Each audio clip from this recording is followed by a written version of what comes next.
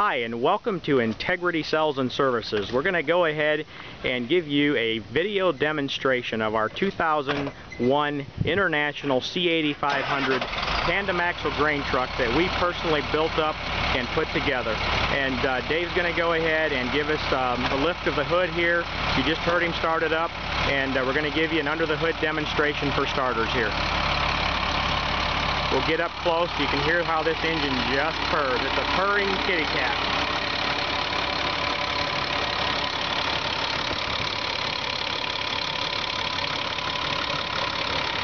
Dave's going to go ahead and pull the dipstick out and wipe it off, and while he's wiping it, I'm going to go right up to the filler strip.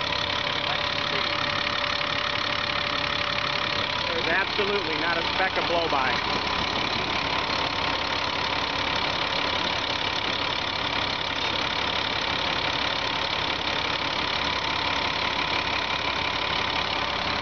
You see here in the sun how clean this oil is. You can see right through it through the stick. Now while he's putting that back in, I'm going to move on around to the passenger side of the engine compartment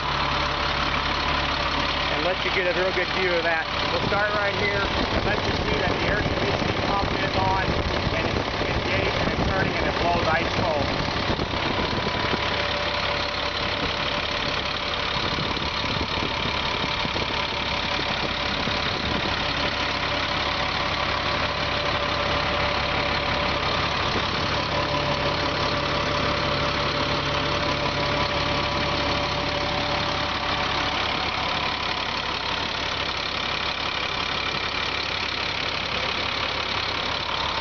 That we'll move back to the passenger side, the driver's side, excuse me, and we'll let you have a good view of the framework on the driver's side.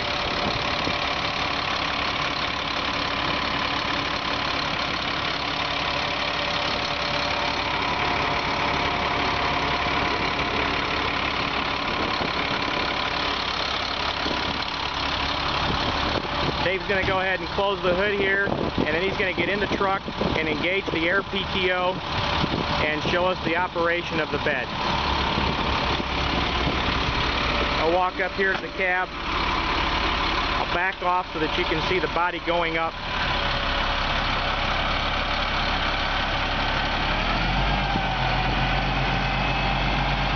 Now that PTO is set for 1,000 RPM operation. You just hit the fast idle switch. It automatically goes to 1,000 and you can see that girl walk up. It's just one nice, smooth, fast operation. With that, Dave's going to go ahead and shut off the truck so that I don't have to yell through the rest of the video. And I'm going to walk on up close and start down along the driver's side of the truck. We'll do the frame all the way around, and then we'll come back and do the underbody of the bed. If you take note, you can see the obvious brand new reservoir and the controls for the hoist itself. And I'm going to get up close so you can see the air shift cylinder. This PTO and the bed controls are air operated. We'll move along here slow, let you see the inside of the frame. Notice that there's no rust between the double frames, and notice the heavy rear suspension subframe for this Hendrickson walking beam. You just do not have to worry about ever cracking or breaking or stressing this truck.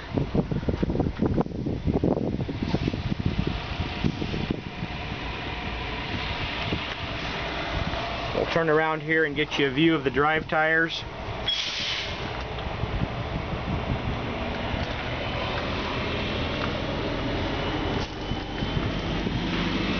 I'll give you a reverse view of the twin-cylinder Omaha scissor hoist that we have on this grain body.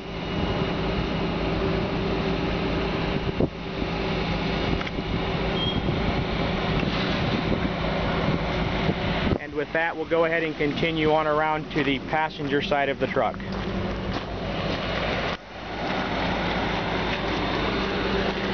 Again, we'll start out with the fuel tank area, move along the lower framework.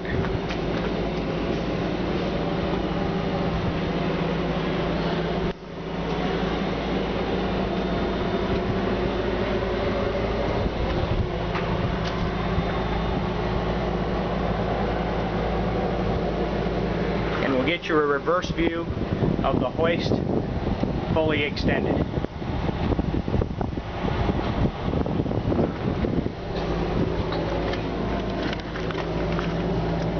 You can notice the heft of this heavy-duty Hendrickson suspension.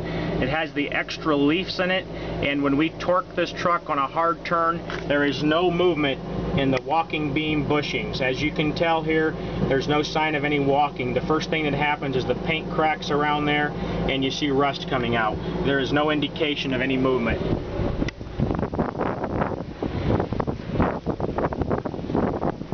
With that, I'll give you a view of the underside of the grain body. Notice that we have actual C-channel cross members, not the cheap stamped cross members that you buy in the factory bodies that sit full of water and rust out. I'll give you a reverse view. You can see here how the cross members can clean out. There's nothing to hold them on the lip. The lip is actually on a bevel, and so when you wash this truck, everything's coming off. And the long seals are the same way. You're looking at the inside of the long seal from across the truck. This is the outside of the long seal. They're heavy-duty C-channels. Dave's going to go ahead and lower the body on down here for us. And then what I'm going to do is start a complete walk around of the truck from outside. And we'll start up on the body.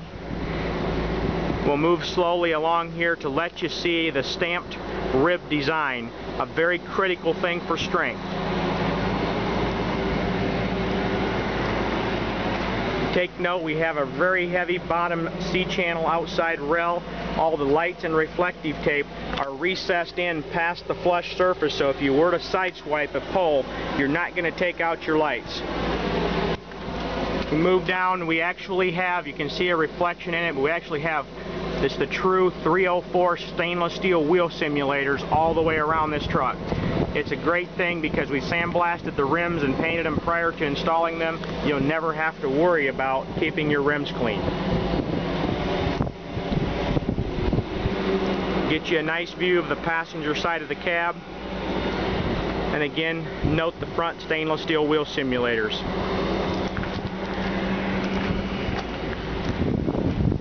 Moving on around to the front, we'll back off and let you get a good view of the front of the cab.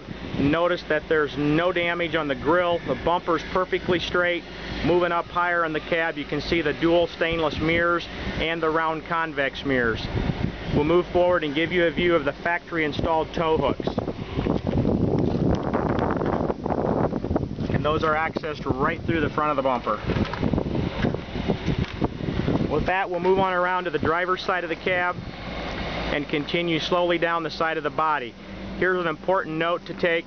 We do have factory installed steps coming from out of the driver's door up the side of the body, and when we do the interior shot, you'll notice there's steps that you can go over the top rail and climb right down the inside. It's a very nice feature, as most grain trucks you have no way to get up in them without getting a ladder around. You're looking at the crank lock roll tarp in its closed position, and Dave's going to go ahead and open that up for us. Again, note the stainless steel wheel simulators reflecting at you in the sun.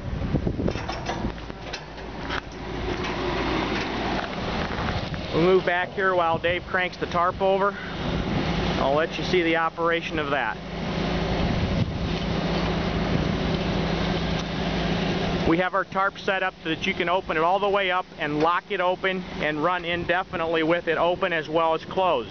If you'll notice when I do the side shot, the tarp actually is dog-legged and steps off of the top rail so that you can remove the bows and the caps and never have to remove the tarp.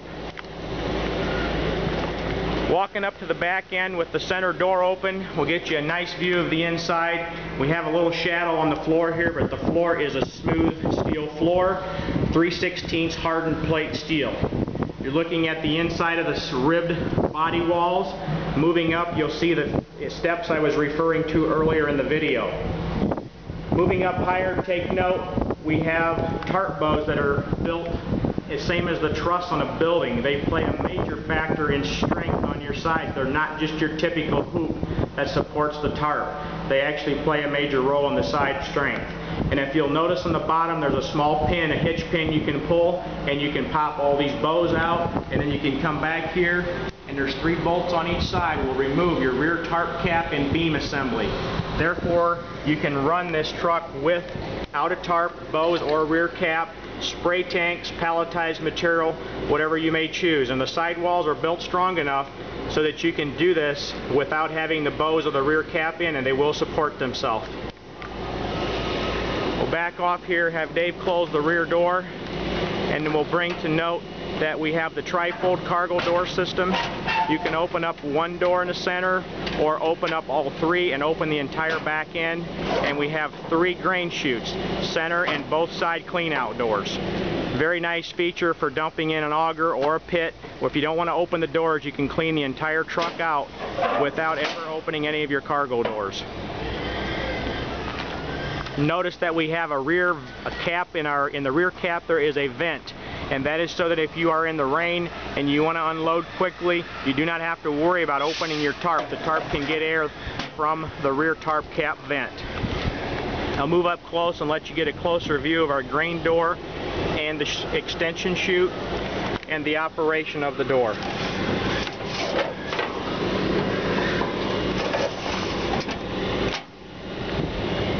With that, we're going to move down to the lower portion of the rear. We'll let you have a good look at the hinge assembly and the rear bumper plate and light assembly, and then we'll move on down to the differential. You can see, even though the subframe has all been painted, you can tell in the picture that this truck had no rust on it, because if you even have rust and you blast them, you always see the indentations, and it painted up just as smooth as new. Take a note here, we have very good brake drums and brand new rear brake shoes. We'll move on over to the other side and show you the results there.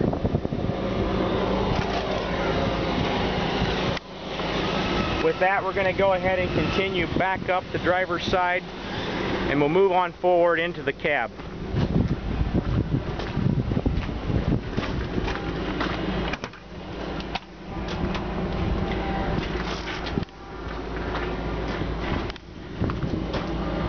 Take note, we have no cracks or scuffs on the driver door panel.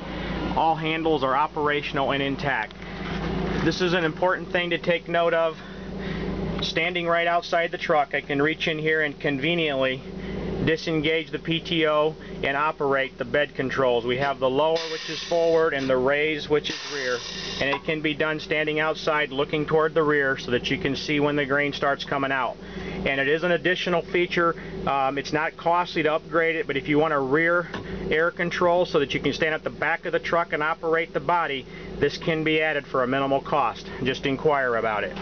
Stepping on up into the cab, have bright sun on the driver's seat. You can see the cushions are just flawless. There's no tears or rips or snags in the driver or the passenger bench seat area. Looking at the driver's door panel, again, all levers and knobs intact. Absolutely no glass damage in the truck. We'll move across the top of the headliner, visors, and I'm going to give you a real close-up of the transmission shift pattern. Now this is a standard Eaton Fuller transmission with 4 high and 4 low gears with an additional selector to go low-low, so it gives you 4 more gears in a real low setting for off-road, and it's a very important feature. You can move 500 bushels of grain out of the field with this truck and never get on the throttle. We'll move across the upper dash area, and then we'll come down to the lower dash area. You can take note here that all gauges are intact and operational. Looking at the control panels, we have AM, FM, AC controls, heater controls, and there's our differential lock. This is for off-road use. Flip the switch to lock in the power divider. We'll come on over to the outside of the cab here, and this is where we have the fast idle control button, which is nice to engage when the PTO is in operation, and it gives you a faster movement of the body. With that, we're going to step down out of the cab, close the door, and I'll step back and give you a couple of nice angle shots from the driver's side angle. We'll slowly walk around and get you a nice square front one. And we'll move on over to the passenger side. And with that, we're going to wrap up the video. I hope you've enjoyed watching it. And give us a call with any questions. Thank you.